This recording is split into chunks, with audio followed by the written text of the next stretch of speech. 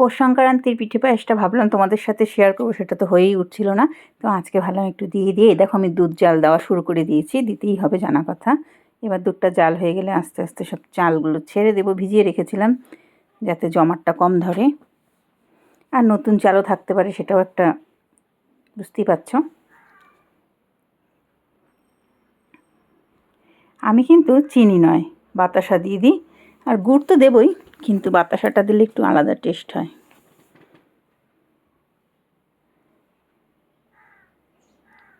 দেখছো জাল হচ্ছে।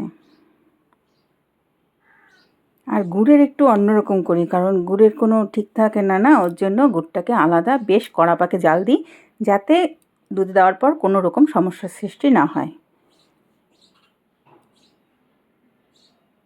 এটা জালটা আমি অফ করেই দিই, বন্ধ করার 5 মিনিট পর, তারপর একদম চেকে সেই হয়ে যায় পায়েস, চিন্তাটা কম থাকে। এবার নারকেলগুলো কুড়িয়ে নিতে হবে, তাই না?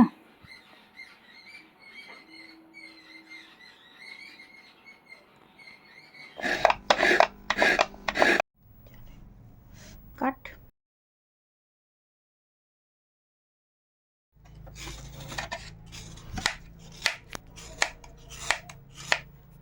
শুনে না গো মেয়েটা আমার।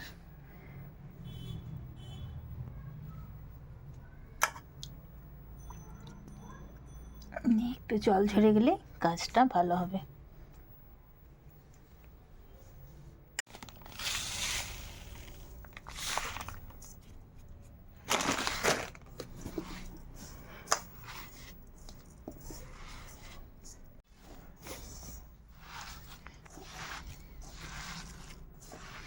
সেই মজা লাগে জানি এইভাবে মাখতে, তাহলে একটু তাড়াতাড়ি হয়ে যাবে বানানো। খাবি কাঁচা কাঁচা? না কেন, খাবে?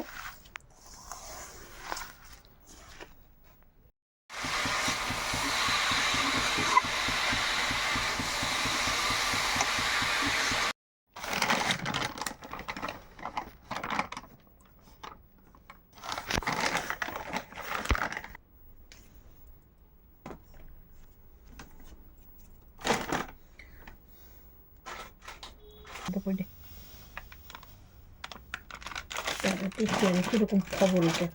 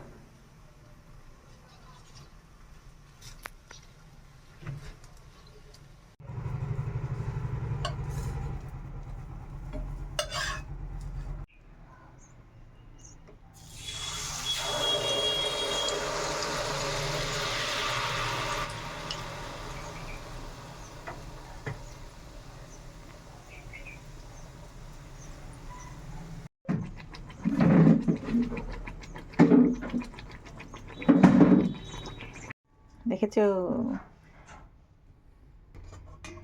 এই হলো, দেখেছো মালপোয়া।